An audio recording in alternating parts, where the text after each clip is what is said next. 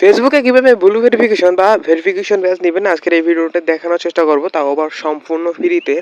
তো আগে চ্যানেলটাকে সাবস্ক্রাইব করে নিন, তারপরে দেখাচ্ছি। আমরা প্রথমেই যাব ফেসবুক অফিসিয়াল অ্যাপসে। এখান থেকে কিন্তু আমরা 1 মাসের জন্য ফ্রিতে নিতে পারবো।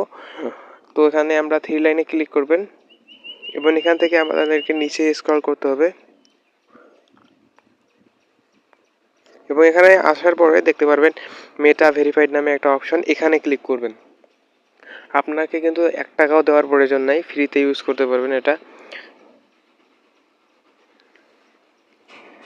এখানে আসার পর আপনি কিসে নিতে চাচ্ছেন সেটা সিলেক্ট করবেন। এখান থেকে দেখবেন আমার প্রোফাইল যেটা আছে, প্রোফাইলটাতে আমি কিন্তু একটা পেজে নিয়েছি।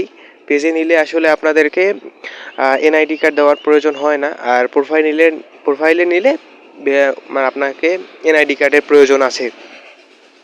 এখানে আসার পর আপনারা এখানে দেখতে পারবেন যে 1 মান্থ ফ্রি।